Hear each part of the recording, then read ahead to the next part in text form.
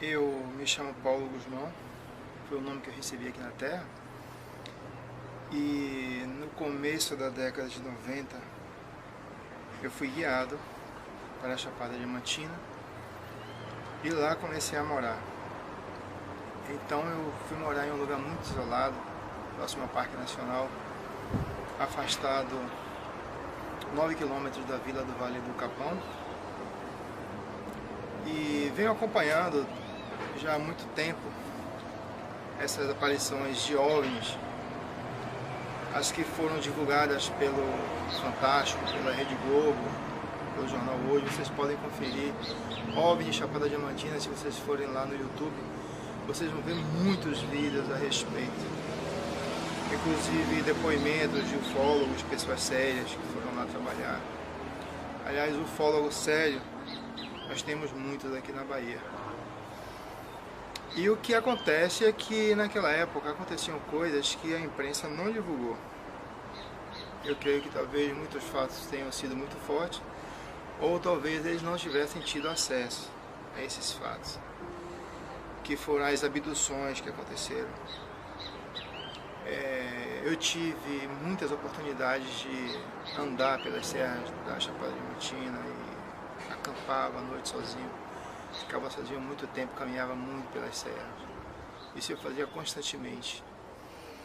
E durante esse período todo, de 1994 para cá, eu fiz muitas pesquisas. Então, além do que eu tinha presenciado, do que aconteceu comigo, eu conversava com pessoas que me davam depoimentos, pessoas que eram abduzidas, que eram sugadas. Conversava com pessoas que tinham presenciado os fatos de Mucugê e tantos outros fatos que eu pretendo estar divulgando isso em breve. Estou relacionando tudo, mas eu passei todo esse tempo sem ter coragem de trazer isso a público. Eu sei assim, as dificuldades que são quando alguém assume ter que chegar a público e falar sobre questões relativas à ufologia. Eu tenho presenciado muito, tenho visto muito descrédito por parte das pessoas, mas também, por outro lado, a coragem de muitas pessoas, de tantos ufólogos interessados em mostrar ao mundo o que realmente está acontecendo, de pessoas que foram abduzidas, de transmitirem seus contatos através da imprensa, da internet, e isso me motivou muito. E de um tempo para cá, eu começo a me sentir até um pouco omisso. Então, para que eu possa resgatar essa dignidade minha interior, eu venho a público e vou relatar os fatos que eu presenciei, não todos. Eu não posso ainda estar falando de tudo, mas eu vou passar para vocês algumas coisas que aconteceram. Então, durante esse período todo, eu gravei muitos depoimentos, mas foram muitos mesmo, foram horas de depoimentos, com várias pessoas na Chapada Diamantina toda. Eu tenho esses depoimentos gravados. Através do meu blog também, eu já comecei a colocar alguns. navenachapada.blogspot.com. Vocês podem acessar aí que vocês já vão começar a ver alguns depoimentos que eu estou descrevendo. Mas os depoimentos em vídeo, alguns ainda tenho que pegar a autorização das pessoas que eu não peguei. E já que eu vou expor essas pessoas ao mundo, né, ao YouTube, eu resolvi primeiro fazer isso comigo mesmo. A princípio eu relutei muito, mas eu não acharia justo eu estar expondo a imagem das pessoas e não expor a minha. Então por isso também eu me motivei também a estar fazendo isso. O que acontece é que desde aquela época que estavam aparecendo aquelas aparições, na verdade aquelas aparições elas eram hologramas que eram projetados. Algumas eram realmente naves, aquelas que transmitiam quintura realmente eram naves, mas outras eram hologramas. Aqueles seres que estavam lá na Chapada Diamantina, eles eram os Greys. Eu vou repetir, para que vocês entendam. Eles eram os Greys, que estavam lá na Chapada Diamantina em 1994, em 1990, 1995, 1996, como foi relatado, filmado pela TV e com bastante depoimento de pessoas. Só que existe um detalhe. Eles chegaram lá já há algum tempo, eu creio que há mais de 50 anos. E eles não saíram de lá. Já há muito tempo eu moro perto de um local onde eu senti uma vibração muito estranha, porque quando eu durmo, eu sempre faço pesquisa no mundo astral, eu saio do corpo com facilidade, eu comecei a exercitar isso desde criança e nunca participei isso para ninguém, são fatos assim, que eu guardei para mim e agora eu venho tornando isso a público. Então existe uma determinada serra lá na Chapada Diamantina, que eu não vou também falar agora que serra é, que existe uma base. Eu vou falar bem claro para que vocês entendam, uma base extraterrestre de reptilianos e greys. Então, quando eu entrei nessa base, eu vi um gigantesco laboratório. No momento eu tomei um susto. E aí, para poder compreender um pouco, eu tive que me aprofundar mais, tive que me estudar mais, tive que pesquisar mais na internet, eu tive que também assistir vídeos. Então era uma coisa que eu não fazia. Como todos sabem, o Vale do Capão tem um serviço de internet péssimo. Não é? Eu não tenho luz em minha casa, eu moro em um local completamente isolado do mundo, não tem casa perto. A casa mais próxima é a meia hora andando, a comunidade mais próxima, que é a Conceição dos Gatos, fica a 3 quilômetros e pouco. Então realmente pra gente é muito complicado. Nós vamos para casa simplesmente, dormimos 7h30 da noite, 8 horas no máximo, e com isso eu tenho a oportunidade de ler. Então, por eu não ter a mínima ideia do que era aquilo, eu comecei a pesquisar. E eu encontrei muitos vídeos e depoimentos parecidos, similares. E eu acredito que isso não foi por acaso, vejam bem. Eu assisti um depoimento de um garoto aqui do Nordeste, vocês podem ver na internet, que é o Carlos Janiel. E depois assisti um vídeo de David Icke, que ele entrevista a Credo Mutare e lá é a Agenda Reptiliana 7, se não me engano. 7. O Credo, ele descreve, olhem bem o que eu estou falando para vocês. Isso aconteceu provavelmente na década de 50 com o Credo. Esse fato foi agora no ano de... O outro fato do garoto Janiel foi agora no ano de 2013, eu creio. Pelo que eu vi postado lá no YouTube. Mas o garoto descreve exatamente os detalhes que Credo fala para David Icke. Os olhos, o tamanho do nariz, a mão. O garoto fala que a mão era assim, Credo diz que o polegar era nesse sentido. Então eu não tenho dúvida que os fatos estão relacionados. Hoje a ufologia moderna, ela trabalha muito com comparações. São fatos que a gente não pode realmente estar negando. Esses fatos assim, foi uma coisa que aconteceu lá na África e outra aqui no Brasil, no Nordeste, recentemente. Então esses seres que abduziram essa criança, eles fizeram experiências, eles agora não estão mais torturando as pessoas sem anestesiar. Eles utilizam uma espécie de anestesia e o menino disse que não sentiu dor. Mas está todo mutilado. Vocês podem assistir na internet que vocês vão conferir. Então daí veio a minha preocupação em saber que esses seres, eles estão instalados na Chapada Diamantina e estão aliados com os Greys, são os reptilianos e os Greys na mesma base. Então de um tempo para cá eu comecei realmente a pesquisar mais e comecei a entender talvez o verdadeiro significado daquele grande laboratório que existe ali. Na verdade, esse laboratório é parte de uma cidade subterrânea que existe.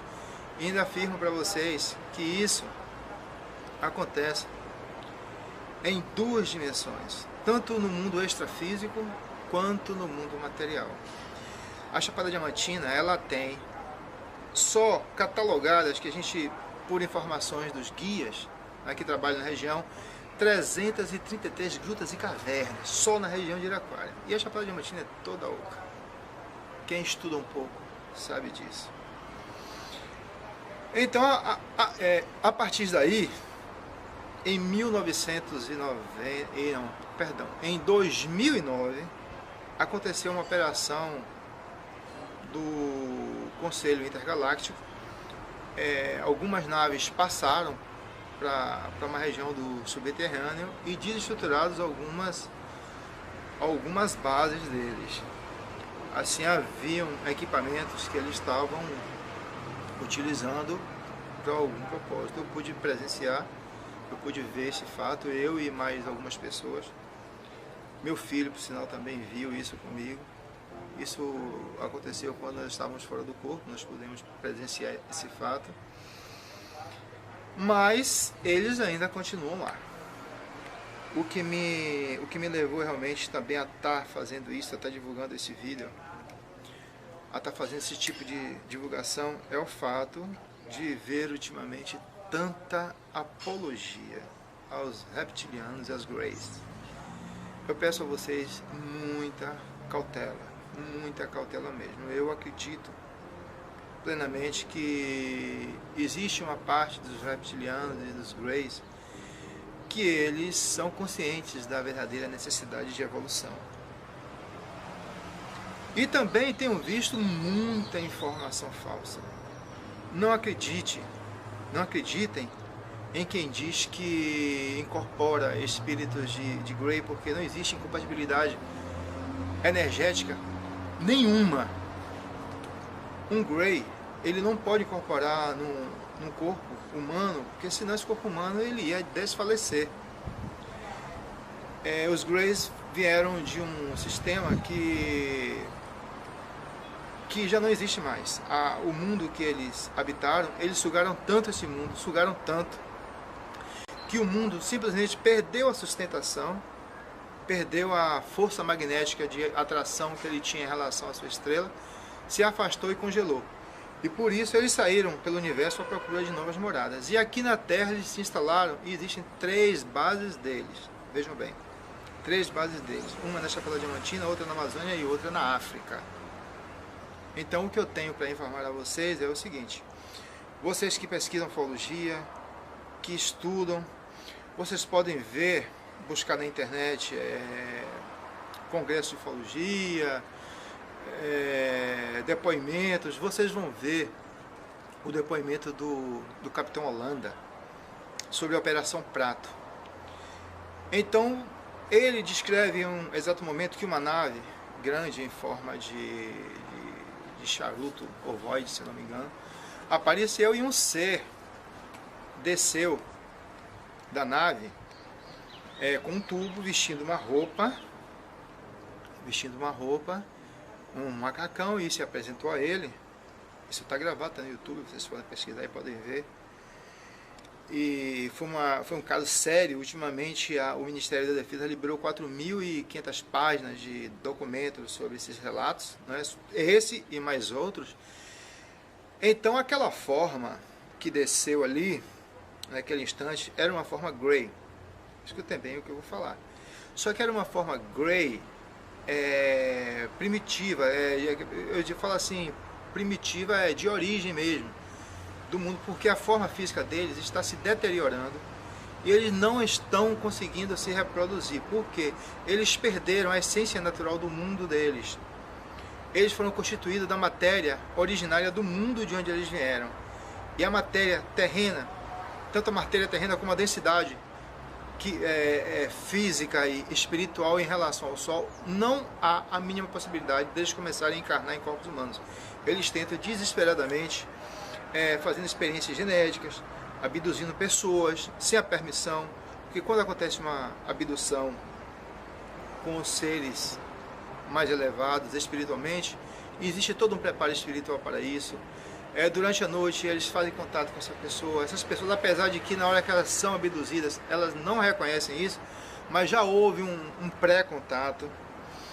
Então, o que está acontecendo é que eles chegam, eles fazem abdução, fazem experiências genéticas, eles estão fazendo testes, inclusive com animais, com várias espécies, e com os reptilianos, que não precisa nem estar entrando agora no detalhe dos reptilianos. Eu vou concluir essa parte aqui dos Greys, porque se a gente for falar aqui, vai ter muito assunto, muita coisa, mas só para concluir aquela parte que eu estava falando, quanto à visão do Capitão Holanda, ali realmente era um Grey originário do planeta de onde eles vieram, que dizem que é de Zeta Reticuli. Mas esses outros que aparecem no mundo físico, aqui na nossa terceira dimensão, eles são clones. Eles são clones porque a forma originária deles, eles não têm condições de estarem atuando em nosso mundo. Eles não têm condições, eles não poderiam se apresentar para nós se eles não estivessem utilizando uma máscara, um equipamento, uma roupa. Então, essas formas que aparecem, que as pessoas tanto falam, são Greys. Greys clonados. Na verdade, eles são clones, eles foram produzidos. Eles são manipulados a distâncias, porque esses clones eles não adquirem alma, não adquirem espíritos, por isso é que muitas pessoas falam que eles são frios. Então, nesse momento que eles são clonados, eles através de equipamentos muito avançados, eles implantam neles uma frequência de onda magnética, que essa frequência, através dessa frequência de onda magnética, eles podem ser manipulados à distância. É como se fosse eu, por exemplo, manipulando o ser que se apresenta lá, e esse ser responde o que eu faço. Então é preciso que tenhamos muito cuidado.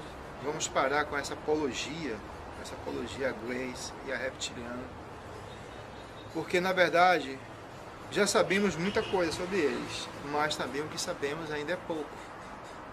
Ainda é pouco.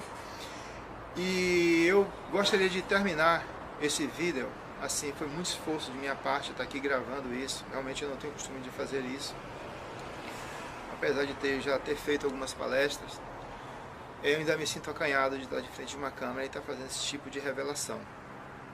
Mas eu gostaria de deixar uma mensagem para vocês. Essa mensagem que eu deixo é a seguinte: não vamos ficar esperando que venham extraterrestres nos ensinar e salvar a Terra. Nós, seres humanos, somos capazes sim de mudar esse mundo. Mudem com a forma de pensar de vocês, porque nós somos aquilo que pensamos. Então curem a depressão de vocês tendo fé em Deus, elevando o pensamento ao alto, buscando conhecer a si próprio através da meditação ou através de qualquer religião. O ser humano, existem muitos seres humanos que ainda precisam de religião. Então, mas que busquem de uma maneira não agressiva, de uma maneira não crítica, porque os verdadeiros mestres não criticaram, não foram agressivos, aceitaram a diferença evolutiva de cada um. Então eu peço a vocês muita consciência. Nós podemos sim salvar o mundo, mudando o mundo que está ao nosso redor. Às vezes não podemos ir ajudar uma pessoa, mas um simples sorriso, um simples gesto, um simples aperto de mão, um simples abraço, ou uma simples palavra de carinho, de conforto, já muda o estado vibratório de uma pessoa. E se essa pessoa ela tem um estado vibratório sutil, positivo, elevado, automaticamente isso vai estar influenciando as pessoas que estão ao seu redor. Então isso foi o que mais os grandes mestres que vieram aqui à Terra, eles fizeram. Eles tinham um estado de vibração muito positivo e isso realmente irradiava através de toda a sua aura. Então muita paz, muita luz e muito amor para todos. Gratidão.